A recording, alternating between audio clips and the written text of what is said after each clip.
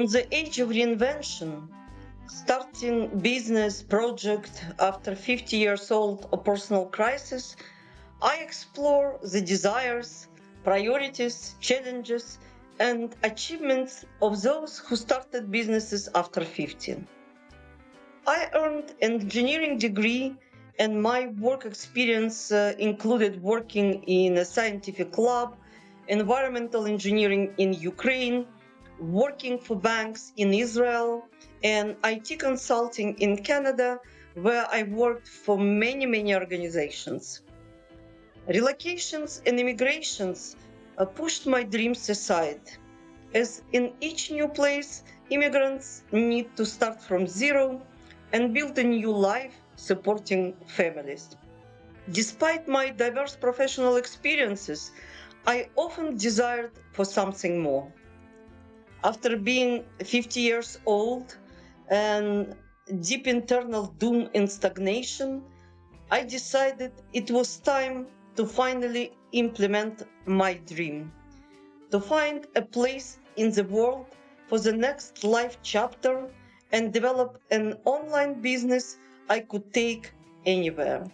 My guests, professionals from various fields, immigrants, and international expats, share their real life stories after finding new life purpose, energy, and inspiration for starting a new business, activity, or hobby in midlife.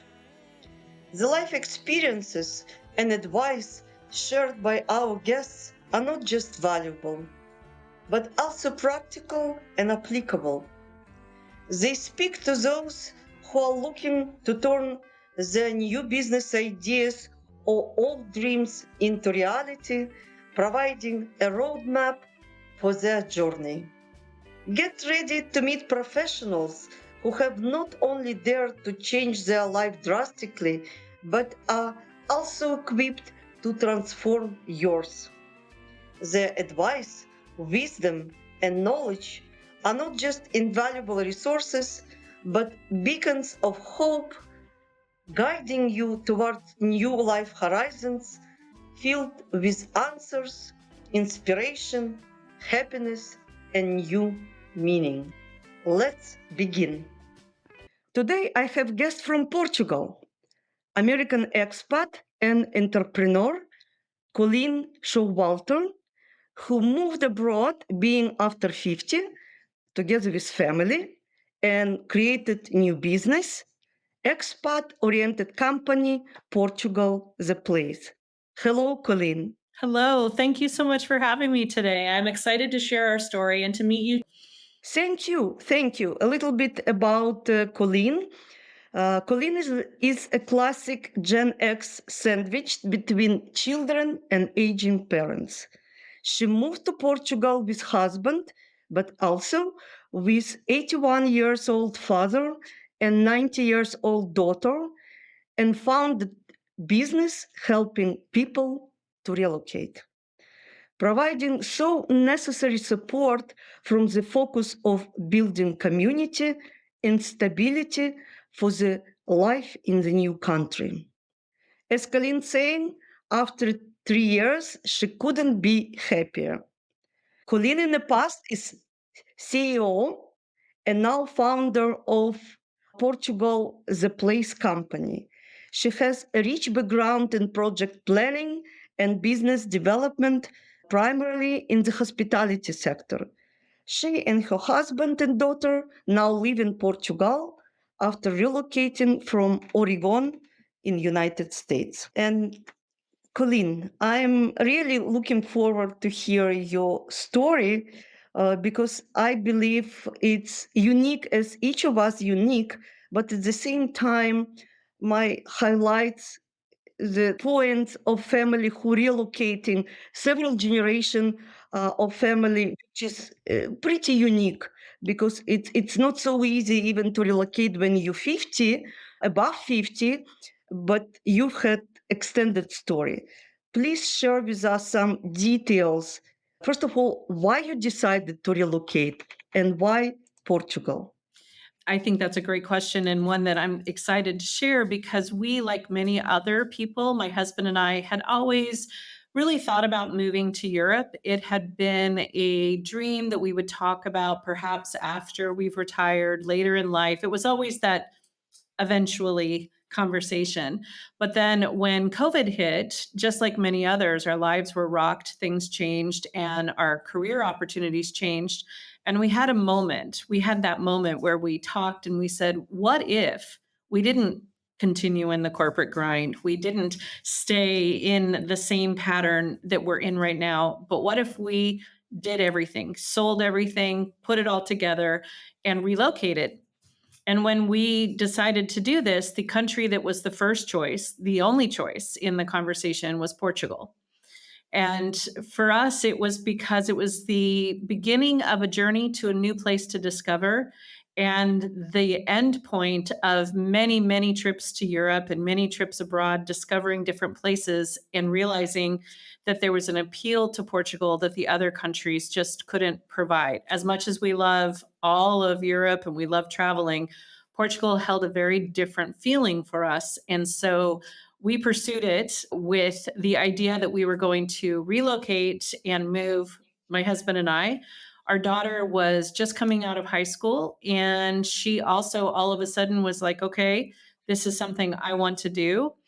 And then in that process, we were caring for my father and my stepmother who were living with us.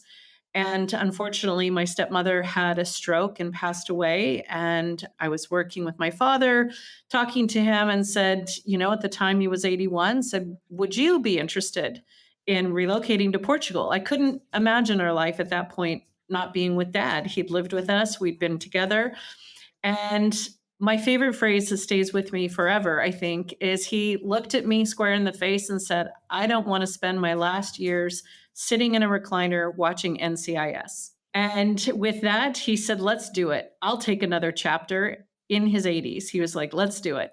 So we started the process. We went through everything that you had to do, but during COVID, they closed down the consulate. So we spent some time exploring Europe, or exploring the United States, actually. We were in an RV traveling across the country. My father, my husband, and our big dog, we have a 125-pound Newfie that we traveled with. Our daughter stayed behind. She didn't join us until a year later. And we moved to Portugal through that process, kind of holding on, waiting until the consulates would open. And relocating my father along with our family unit and the dog was definitely a balancing act for me. And it really exposed not only all the positives, but some of the areas of challenges, which is why we decided to open Portugal the Place, was because we realized there were some gaps. And they really became apparent when I was dealing with a 19-year-old and an 81-year-old and finding the different areas where you were lacking support. And so now we have our company, but as we navigated the process of moving here, we really started to understand one, how possible it is. It really is possible to relocate either a young adult child, a young child as well. We have many families, but also my father. And it was one of the best decisions we could have made. My dad was 81 at the time. He passed away this last August after having some of the best years of his life. And I of course miss him desperately, and we love having the memories we had of him. But what we really did get gifted was quality time. All of a sudden, my father was having new experiences. He was exploring. We were having all these new and exciting adventures as a family. And I was gifted the experience of time with my father, intentional, new things, really getting to know each other, and also seeing the new possibilities for him. He rode a horse for the first time ever. 81 years old, and he got on a horse. He relocates to a country where he has no idea. He doesn't know anything about the food, doesn't have any idea of what he's going to be facing. And he embraced it with gusto. And to have that experience and share that with him, it was worth every single moment of just figuring out the move and the logistics. It was amazing to have, and I treasure it. Thank you. Thank you for sharing. And what changed since in your family, since you relocated? Where are you living, by the way? From what place you started your journey? So we had to rent a place sight unseen at the time because we couldn't come and do it in person during COVID. So we luckily found an apartment that would take our dog and my dad and the kid. You know, we had a lot of moving parts. So we're in Alcobaça in a center of Portugal. So on the Silver Coast, we are about 10 minutes from Nazaré, which is the famous beach town for the big waves. And our city is about 25,000 people with a historic monastery that holds the center. It's a UNESCO World Heritage Site. It's the largest example of Gothic architecture in Portugal. And what we love about Alcobaça is when you step out the front door here, I know I live in Europe. There is no doubt. The bells are ringing. The 11th century church is right in front of me. There's a Moorish castle on the hill. It's like, okay, I am not in the same place anymore. And that was something we really wanted. We wanted to be immersed in a full European experience, and we got that 100%. So that's where we landed, and we thought we'd just use it as a base. We figured we'd come here and then explore, and we didn't find anything else that appealed to us more, and we couldn't be happier here, our community and family now. So Alcobaça is our home. Great story. Great beginning, because I believe we have some stories from you about your new life in Portugal. And I understand that you've had some project management positions back in the past.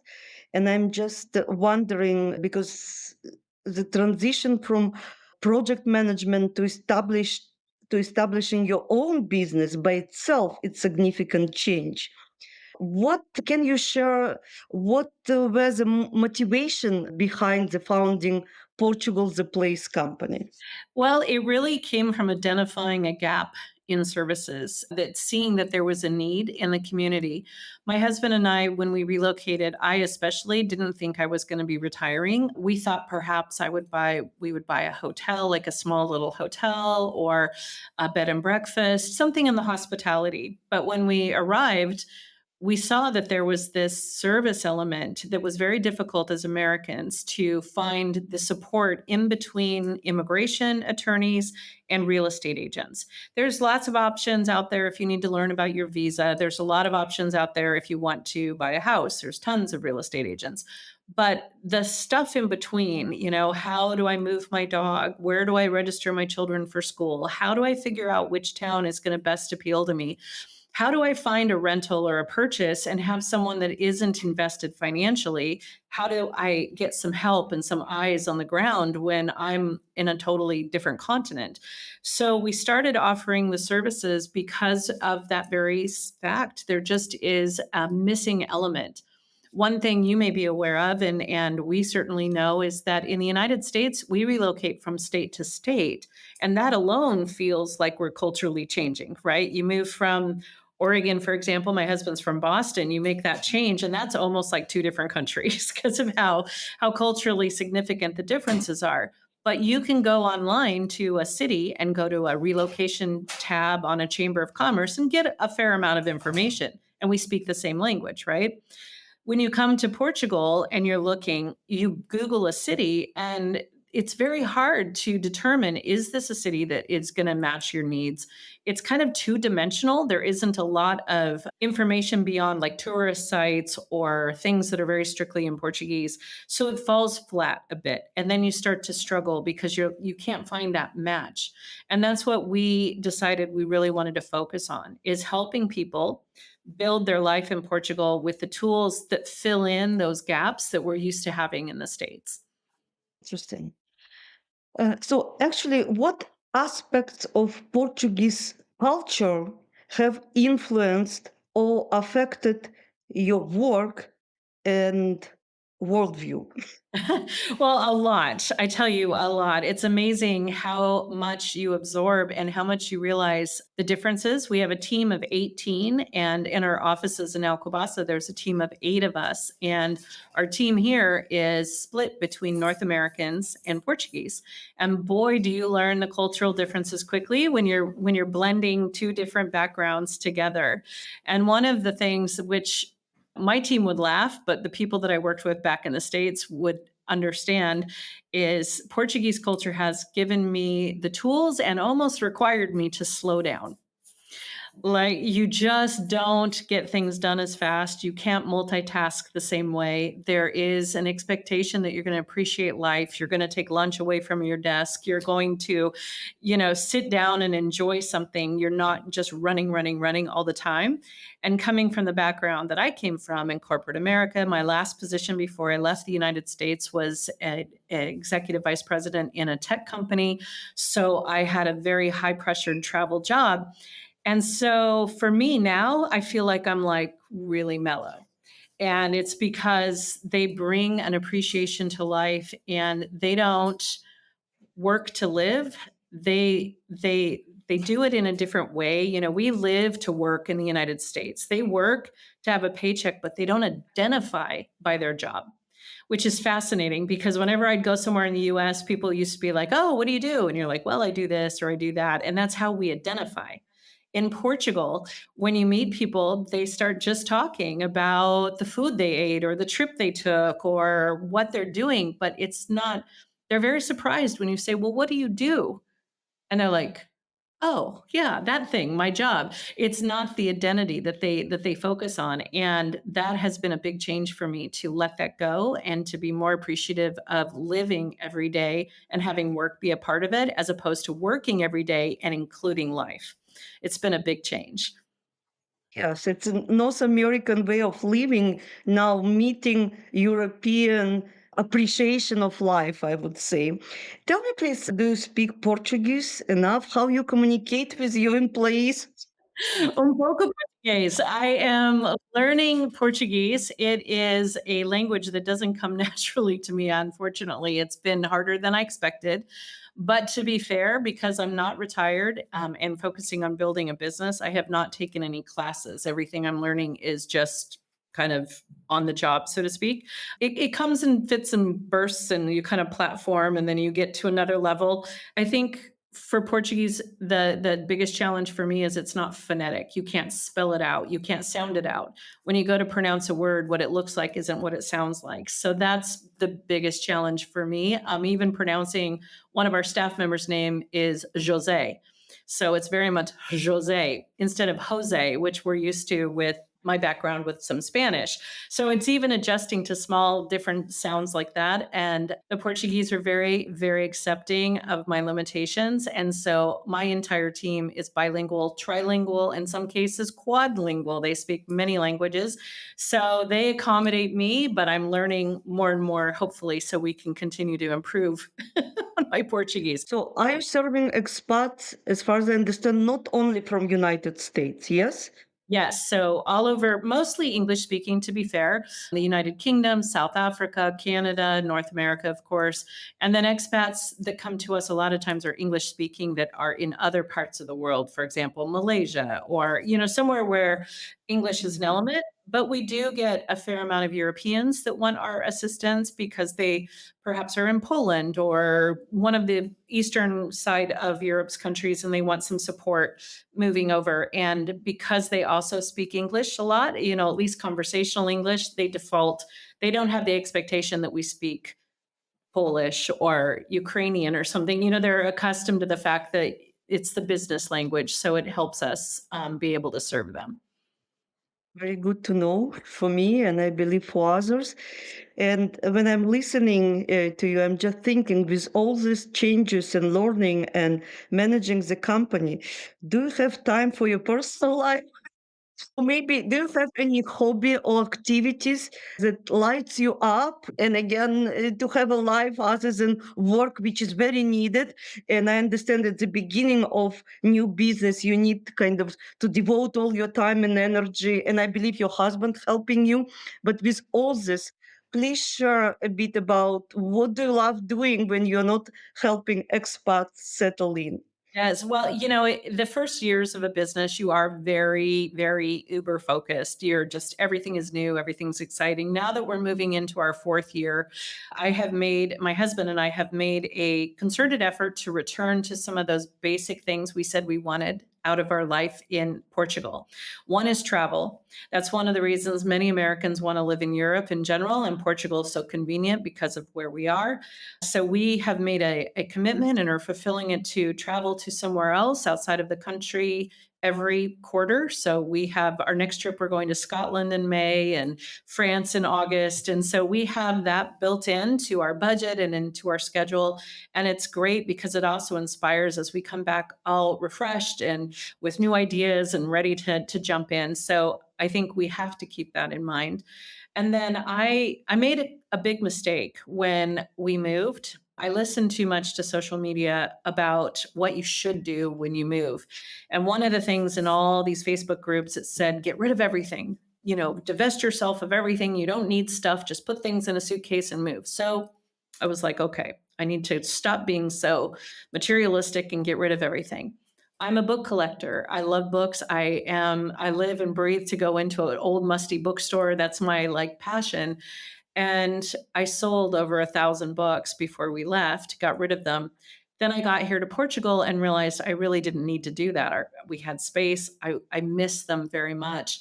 And it was a very difficult learning lesson for me, but one that I try to let my clients know and all of your viewers, wherever you move in the world, bring with you what brings you joy, what makes you happy.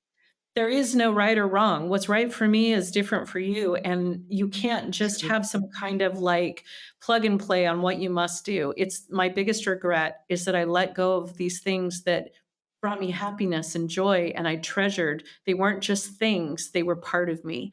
And I got sucked into the social media thing and was like, I must get rid of all this stuff. And now I do regret that. So I'm building my collection back up. That's part of my hobby as I go to bookstores and travel and try to find anything that I feel like appeals to me and then have myself surrounded again with what makes me happy. And that's pretty much what we do. We travel, we spend time with our big dog who loves to take walks on the beach and explore and eat Portuguese food is amazing. So we have no shortage of dinners and exploring new cuisine and that keeps us very busy with everything else. Excellent. I'm really happy to hear the stories when people after first year of understandable challenges enjoying the life, making life better and cherishing every day and all what life can offer. And in Portugal, as in any other place, but in Portugal you can find a lot of things to do. And now, just thinking about going back to your company, Portugal, the place, I would like to understand more what company offers, what kind of services company offers. Could you share inside what additional values you already described it a little bit you add to your client's experience? Well, we wanted to create a very high touch point service. So we are very, very much about the people. And it's about providing a service that helps you focus on what you need to do back in your home country to prepare to leave. And we're here to pick up the pieces in your new country so that everything goes as smooth as possible. There's no one title for what we do, but one thing I feel like we are the most is we are a sounding board, a resource, and a team of people that dig in and help you go through the process. Because everyone's journey is different. Something will inevitably pop up that will freak you out, and you'll be like, oh my gosh, is this normal? And because we've now helped over 700 clients relocate to Portugal, what is scary to you will feel very comfortable to us. We'll be like, we've seen this, we've been through this, let us work it through and we'll get you taken care of. But our core services are location scouting. So we do tours of Portugal that are different than just hiring a guide and doing like a wine tour or a history tour. Our tours are designed especially to get you intentional in the experience of seeing the areas that are best fit for you. And what that means is, first off, they're customized. We do a lot of interviews before your service to make sure that where we're going matches what you're hoping for out of your life in Portugal. And then also, you can vacation anywhere, but living somewhere is totally different. So we want to Thank you. get you out of the Airbnb. We actually help you try to stay in more local neighborhoods, try to get you even on your off days when you're not with us. We build your whole itinerary so that you're going to the markets, you're going out and exploring the neighborhoods you'd actually live in. Because the Airbnbs kind of are a false sense of reality. You live in this center of some exciting city and you have the beautiful white curtains that are fluttering into your space and you're like, "Oh, it's like a movie." But then when you start looking for properties, that's not usually the reality. You're usually looking at something much different for day-to-day living, and we really want people to make sure they understand what that's going to look like. So location scouting is our core. If you've never been to Portugal or you've only been on holiday, we really encourage folks to come and experience the full thing so they can feel comfortable that they're ready. And then once they're ready, and if you've chosen Portugal or you've been here a ton of times, whatever that is, we have full service relocation packages. So we help you determine, again, the location, what you need, whether it's a rental or a purchase. We're not real estate agents. We don't take commissions. So we are your scouts. We are your people there to help you translate culturally the differences, looking at it from the American lens and the Portuguese side so that everything makes sense, getting you through the whole process from the legal review of leases and properties, getting you set up in your utilities, helping you with deliveries and projects on your home, transportation, your dog, your insurance, literally anything you need to do to get your life set up in Portugal, we assist with. And that's the idea, is that we didn't want to have nickel and diming where you have to buy a package for this and a package for that. We just have a relocation service. You sign on, and then everything from there is included. There's no additional billing. Sometimes we win, sometimes we lose. We find a house for some people on the first try, and other times it's 20 houses later and we're still looking. So we just dig in and do what we need to do to get you here. I know that actually immigration rules to Portugal changed over the last couple of years. Yes. And if Portugal was for previous years, at least 6 in a row, the number one place for relocation, for retirement, and digital nomad groups, I'm interested in your opinion of what is the situation now in Portugal after the changes. And based on your understanding of business development and your personal experience with the Portuguese market, what opportunities do you foresee for expat oriented businesses in Portugal? Actually, several questions in one, and I will repeat, sorry, like It's how okay. you evaluate the situation with expats. And it's, I understand, less people are coming, and from other side, what are the business opportunities in your particular business field?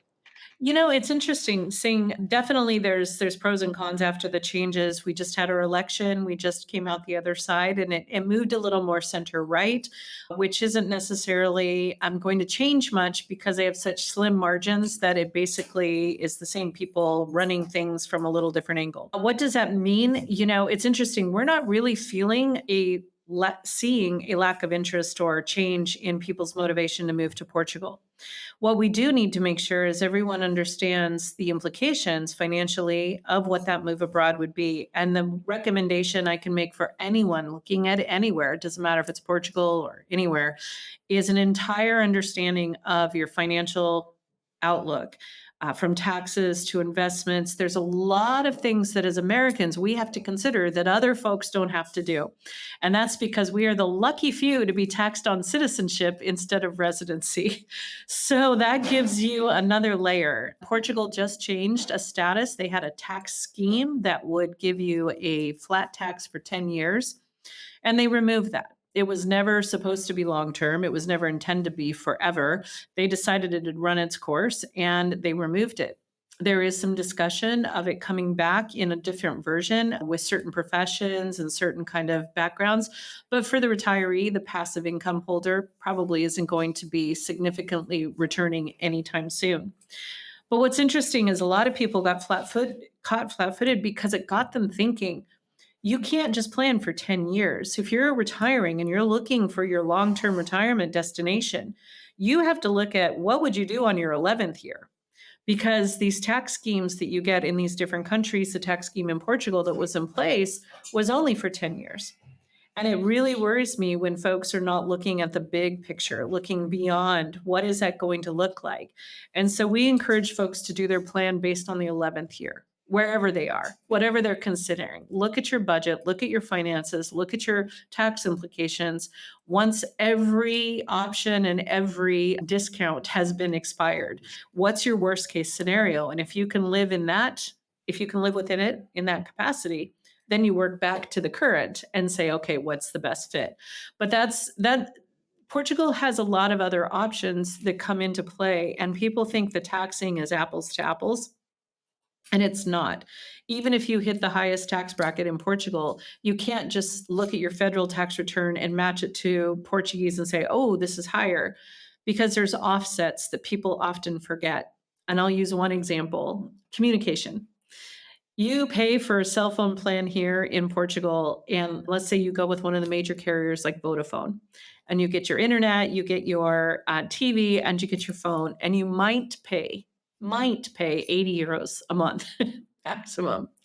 Most people in the States don't pay that just for their internet. There's much, much higher packages. And if you look at your bill in the States, there's all these taxes layered in, right? Like you have communication taxes and you have all these state, local, federal taxes that are layered in.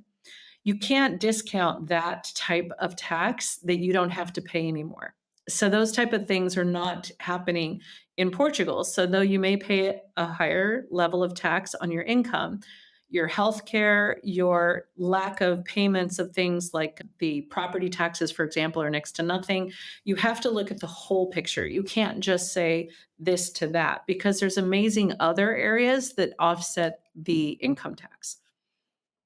By the way, how you would evaluate health care?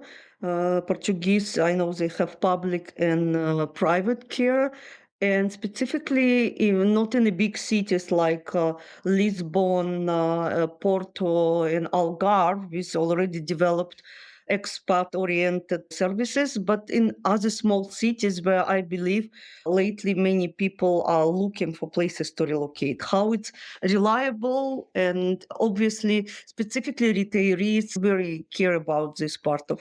So the healthcare system is public, and if you become a resident on one of the visas, that's one of your rights, is to have the national healthcare system available to you. Also, though, they expect you to purchase private insurance if you are on a visa, because the logic is you haven't paid into the system for years. So, of course, they want you to supplement it with private. The healthcare system has its ups and downs, just like anything else. If you are in a very, very rural area, for example, the eastern part of Portugal, heading over towards the Spanish border in the center, this is where you're going to be at the most risk for having a very difficult time finding English speaking doctors, navigating hospitals that might not have the most advanced services. You're definitely going to want to consider that when you're looking at areas in Portugal.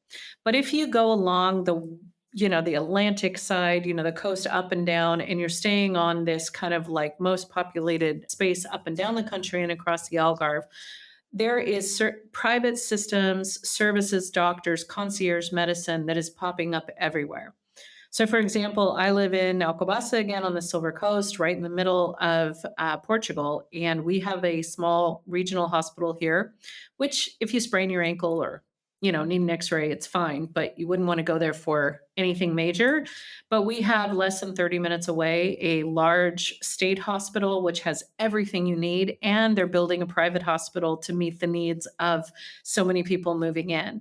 There's opportunities everywhere. The main thing is to strike a balance between totally rural and urban, and just make sure that you're within striking distance of these larger centers for healthcare. But Portugal's a small country, so it's not that hard to do. You can get your calm village lifestyle and still be 15 minutes to a hospital, which is really nice for folks that are retiring. Tell me, please, if there is already tendency or created for years expat community centers in Portugal, because the social life, it's very important, especially when you arrived, you are new in new country, and how this aspect of life organized in Portugal. It's great, and I think actually the pandemic helped build these communities because they started them online, and then when people could meet up again, they created, scheduled events and meetups. Every community of any size in Portugal has a very clearly defined expat opportunity to socialize, and it's usually done through social media. So if you're interested in living from Vienna to Castello to the Algarve, everything in between, you just can Google on, or go on Facebook and say expat Facebook group for blah, blah, blah. And it's there. The other thing that's really great about that is they have online forums, but they also meet in person. And then you also can find subgroups for interests. If you're a walker, a bird watcher, if you're a cyclist, if you have kids, they've really got a lot of great support systems for all of that. And like Portugal, the place, that's one of the things we pride ourselves in is not just moving people to Portugal, but building communities. So we've created a private WhatsApp groups. We have a Facebook group for members. We connect people. So it's funny. I have a disproportionate amount of people that like to sew and quilt. This seems to be like a very popular pastime. So connecting people together and saying, "Oh, Kate loves this and she lives right up the street and she'll know where to get the yarn." And and then we're able to help like-minded folks get connected, and it's something that we've been thrilled about. And honestly, our back community and social life now is so robust and busy compared to what I used to have in the States. We have so many friends from all walks of life. It's amazing how this community isn't just Americans, it's Europeans, it's South Africans, it's people from the UK. So it's a rich tapestry of folks that you can meet and expand your social network. What about the communication with Portuguese, with local people? I know that generally Portuguese are speaking English, pretty decent English, but cultural differences, how this works. It takes a little bit. It takes a little bit. The Portuguese are very friendly, but they also are shy. That's hard to explain, but we're lucky because of the business we're in. We've made very close connections, very quickly because we are in a community that's very, quite frankly, curious about what we do. They're like, "Whoa, what's happening over here?" But for the average person maybe that doesn't have that connections, your Portuguese community will grow slower. That's just the fact, but you have to be the one to reach out. If your neighbor's Portuguese, even if you don't speak Portuguese enough, learn the good mornings, the afternoons, how are you? And then bringing something, sharing something is always acceptable. Neighbors will leave bags of fruit on your front doorstep.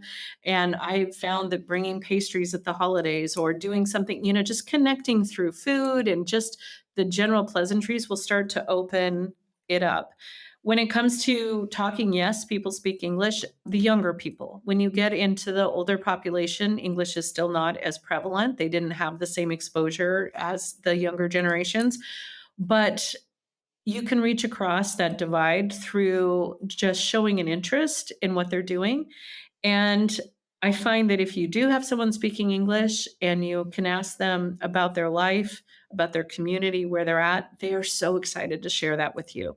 So it does take a little time and you have to be brave. You have to be willing to kind of break the ice. And they're oftentimes the first question they'll be like, "Well, why did you move to Portugal?" like they're like, "Why did you move here?" And it's really fun to be able to be like, "We found it so beautiful and the people are so friendly." And they're like, "Yeah, that's true." Like they don't think about their own country the same way oftentimes that we do. And so they're very curious, like, what why did you move to our little country, little corner of the continent? So it's building your community step by step, not pushing and not feeling discouraged. I think you'll find your people as you just open up a little bit and reach across that divide. Amazing experience you have, and actually, many expats who found the way to build new life in new place. And Colleen, what advice would you have for current and mostly for future to be expats who are considering relocation to Portugal or other country, but still hesitating because it takes time and courage to organize all the matters and actually to decide to make this leap? What you would say?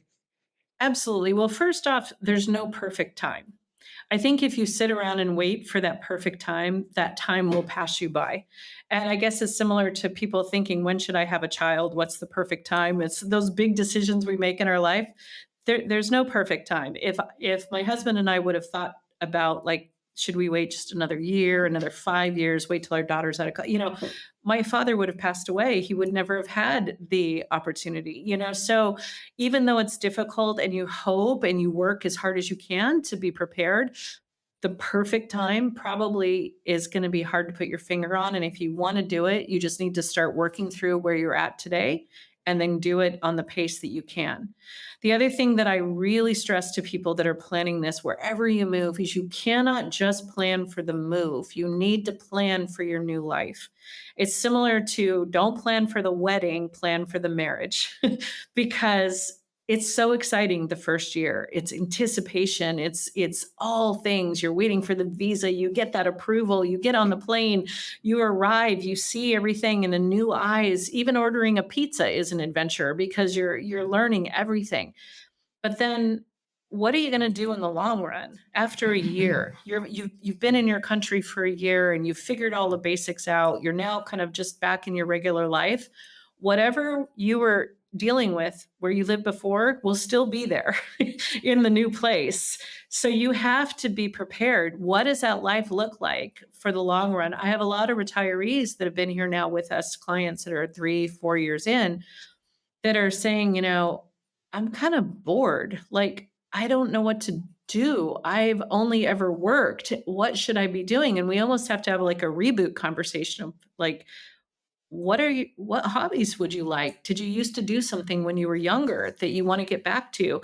What's going on? Because once all the excitement and the dust settles, life is still going to be life. And that's something we really want people to be prepared for. There's quite a high, and then you plateau, and then you live your life. And that's the piece that you need to be prepared for as much as all the changes that are going to happen immediately. Absolutely correct observation. It's what actually I'm trying to instill in my clients as well, that you need to plan for relocation and the first year or two period of landing, as I say, it's very important. But after then there is next important period, how to enjoy the life, what to do next, as you say. And I believe that Portugal is kind of well prepared in this regard because there are already many people actually for years coming from UK, from other European countries, and now not only Europeans, from Asia, and now from North America, and people forming communities and expats usually trying to help each other. But with all this, person should be active and to find the hobby, to find the life, to find the purpose after new life happened to him in the different country. And Portugal's a romantic country, and I don't mean that like romance from people. I mean, it's got a romantic, inspirational feeling. You want to try new things here. They're very passionate people around the arts and music and food and communicating. They have festivals. So if you've always kind of thought about maybe doing something you've never even tried your hand at, you have the opportunity here because they're very crafts focused. Portugal has got classes and things everywhere where you can try pottery, you can try painting, you can get into music. And it's a specifically Portuguese thing where they appreciate those moments in life. It's something that I love about this country. My husband is starting to learn the bass. He's never really had a music background, but he's always wanted to play an instrument. So we have all these bands here and people that play music and get together. And so he's like, you know what? I'm going to try it. There's lots of things you can do and you can stretch outside of what you have ever done before. And here's the really cool part, you're going to make mistakes.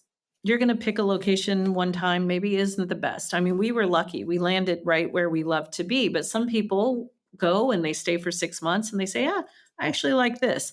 You're going to readjust. You're going to find things differently that you didn't even know you'd be interested in. And that's the beauty of the whole process of relocating is you're exploring and learning more about yourself. So you can't kick yourself if you don't get it perfect or right the first time. It's a process. It's something that is going to engage you for a while. It's not just one and done. Thank you very much. I really enjoyed our conversation. I believe our listeners will learn a lot about Portugal, about you, sorry, about life of expats in Portugal. And I wish you success in business, to enjoy your life, to build new fulfilling. You already built it, but to continue building your business and life and to help other people. And it's, I believe, what we are about. We're trying to help people. We wish to see them happy in their new place of living. Thank you very much, Colleen. Thank you so much. You have a wonderful day. Thank you now.